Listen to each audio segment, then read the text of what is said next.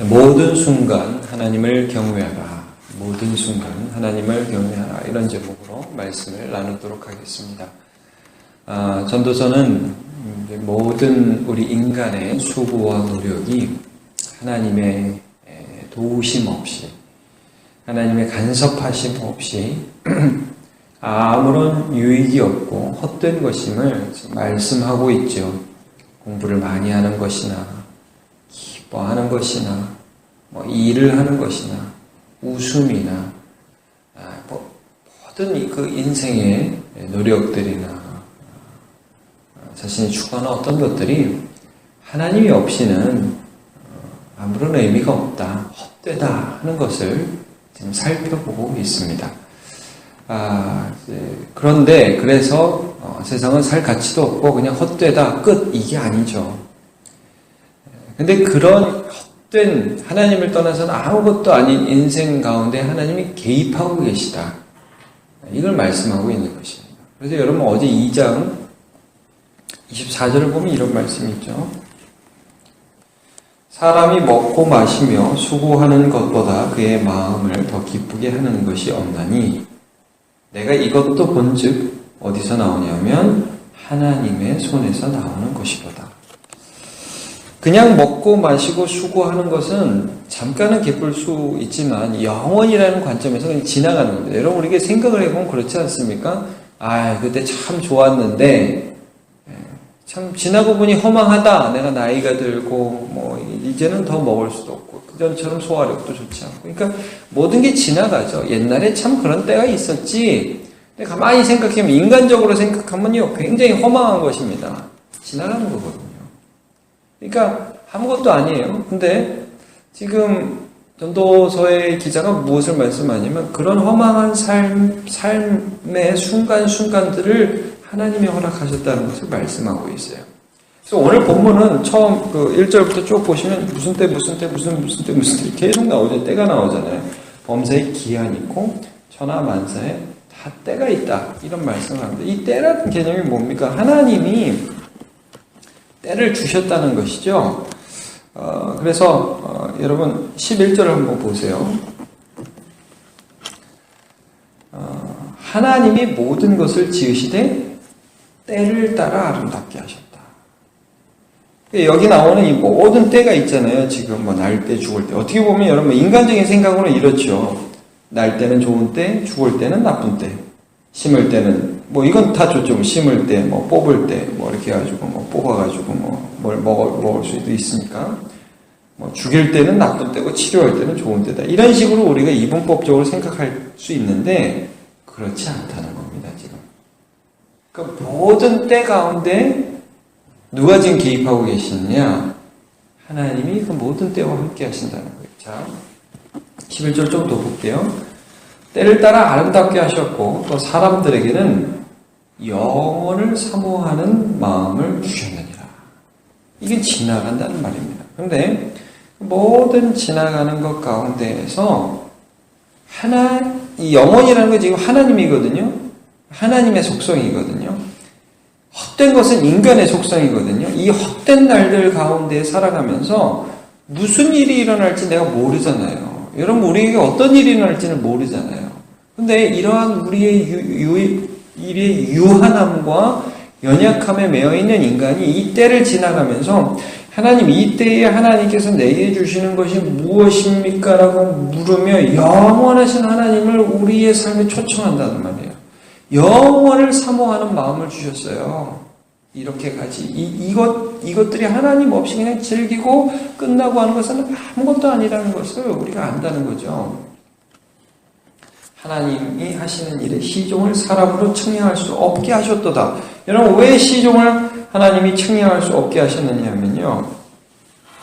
14절을 한번 보세요. 14절 한번 같이 읽어볼까요? 시작. 하나님께서 행하시는 모든 것은 영원히 있을 것이라.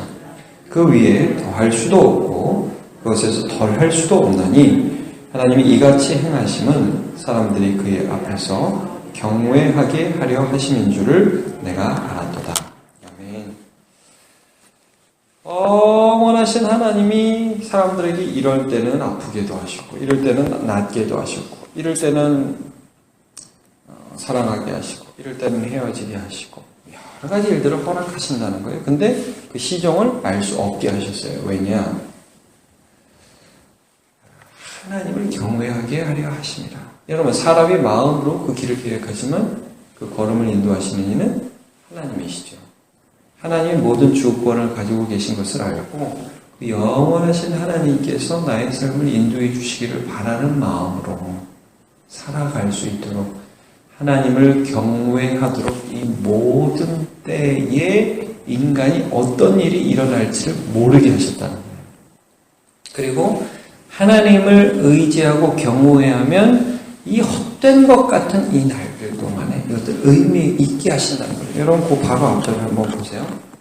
12절 13절 사람들이 사는 동안에 기뻐하며 선을 행하는 것보다 더 나은 것이 없는 줄을 내가 알았고 참 기쁘게 살고 선을 행하며 사는 것처럼 그렇게 좋은 그것이 최고다. 13절 사람마다 먹고 마시는 것과 수고함으로 낙을 누리는 그것이 누구의 선물인? 하나님의 선물인 줄도 또한 알았도다. 하나님을 생각하면서 여러분 드십시오. 하나님을 생각하시면서 같이 연말에도 뭐 회식 자리도 많이 있겠지만 사랑하는 사람들과 격려하면서요. 기뻐하면서 하나님의 선물인 줄 알라는 거죠. 그러니까 헛된 것 같이 보이는 우리 인생에 하나님을 초청하면 거기서 의미가 있어진다는 거예요. 자, 여러분. 야곱이라는 사람 잠깐만, 요 부분을 설명하기 위해서 야곱이라는 사람 잠깐만 생각해 볼게요. 야곱이 베델에서 하나님을 만났을 때 하나님 이런 말씀하시죠. 네가 어디로 가든지 내가 너와 함께 하겠다. 그리고 네가 이 땅에 반드시 돌아오게 하겠다. 말씀을 해 주시죠. 야곱이 여러분 무슨 일을 겪습니까? 그때부터. 바다나람이라는 그 어머니의 고향으로 가서요. 삼촌 라반을 만나서 사기를 당하죠. 노동력 착취. 14년을 일하죠. 7년 결혼하려고. 근데 여러분, 그러면 사기만 당하고 끝납니까? 거기서 결혼을 하죠. 두 아내, 레아와 라헬과 결혼을 하고, 12명의 아들을 낳고, 또 디나라는 딸을 낳게 되죠. 돌아옵니다. 자기 다시 고향으로 돌아오는데 자기가 속였던 형 에서를 만나죠. 에서를 만나서 죽습니까? 별의별 두려움이 다 있는데 야복강에서 하나님의 사자를 만나고 거기서 하나님의 긍휼을 받고 이스라엘이라는 이름을 얻죠. 그래서 형을 담대함으로 만나죠. 돌아가죠. 잘 사는 것 같은데 딸 강간 당하죠. 그래서 별의별 어려움 당하죠. 요셉 잃어버리죠. 죽은 줄 알죠. 근데 나중에 요셉이 총리가 되네요. 이집트에 내려갑니다. 여러분, 죽으면서 야곱이 무슨 말을 합니까? 나 죽으면 내 뼈를 여기다 장사하지 말고 내 고향 땅 가나안 땅에다가 장사해라. 그러니까 여러분 야곱의 인생을 한번 보세요. 이 말씀과 비슷해요. 범사에 기한이 있어요. 울 때가 있으면 웃을 때가 있고 잃을 때가 있으면 찾을 때가 있고 그렇잖아요. 근데 그 모든 순간에 하나님이 함께 하신 거예요. 의미 없지 않아요. 야곱은 영원을 향해서 나갔던 사람이에요. 죽으면서도 내 뼈는 가나안으로 너희도 다시 가나안으로 올 거라는 거예요. 그걸 요셉도 그대로 이어받아서 영원을 사모하는 마음도 요셉도 너네가 나중에 반드시 이집트에서 나갈 건데 그때 내 뼈를 가지고 나가라. 이런 예언을, 이런 그 유언을 하잖아요. 어떠한 상황에서도 함께 하시기 때문에 유한한 이 인생이지만 그 인생 가운데에 의미가 있고 하나님이 은혜를 주신다는 것입니다. 이걸 절대 죽을 때는 나쁜 때, 살 때는 좋은 때 이렇게 보시면 안 됩니다. 모든 때 하나님이 우리 하나님을 경외하도록 하셨습니다. 우리식으로 보면 여러분 이런 겁니다. 우리가 살아도 주를 위하여 살고 죽어도 주를 위하여 죽나니 사나 죽으나 우리가 주의 것이로다. 이것입니다. 그리고 이 모든 인생, 헛된 것 같은 인생. 뭐 이게 먹어서 뭐하나? 공부해서 뭐하나? 일해서 뭐하나? 이런 생각이 들고 아이고 왜 이렇게 아픈가? 또 이렇게 좋은가? 왔다 갔다 하는 인생 같지만 여러분 그 인생 가운데 하나님의 계획하심이 있고 그리고 우리가 연약하여 알 수 없는 인생을 살아가면서 하나님을 경외하게 하려 하시는 하나님의 뜻이 있다는 것을 오늘도 기억하시면서 이 헛된 것 같은 이 인생 가운데 영원하신 하나님을 경외하며 영원한 의미를 누리며 사랑하는 저와 여러분 되시기를 축복합니다. 기도하겠습니다. 하나님, 우리는 유한한 인생을 살기 때문에 우리 안에서 일어나는 여러 가지 때에 대하여 유한한 인간의 해석을 할 수밖에 없습니다. 병든 때는 나쁜 때고, 나을 때는 좋은 때고, 입원할 때는 나쁜 때고, 퇴원할 때는 좋은 때고, 아프고 고통하고 울 때는 나쁜 때고, 웃을 때는 좋은 때라는 그런 이분법적 사고를 많이 합니다. 그러나 우리 하나님은 그 모든 것 가운데 우리 인생의 수고로움과 노고를 주사 그 가운데 기쁨으로 하나님을 의지함으로 이 모든 것들을 감당하게 하시며 하나님을 경외하며 영원하신 하나님을 소망하게 하셨습니다.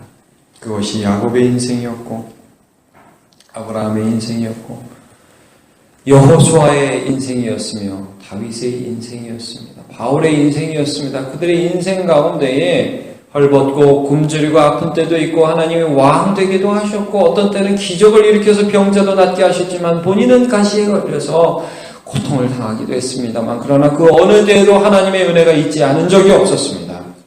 하나님, 오늘도 우리는 연약한 몸과 마음을 가지고 이 세상을 살아가고 있지만 오늘도 하나님을 경외하게 하여 주옵소서. 하나님을 붙들 수 있도록 은혜를 내려 주옵소서.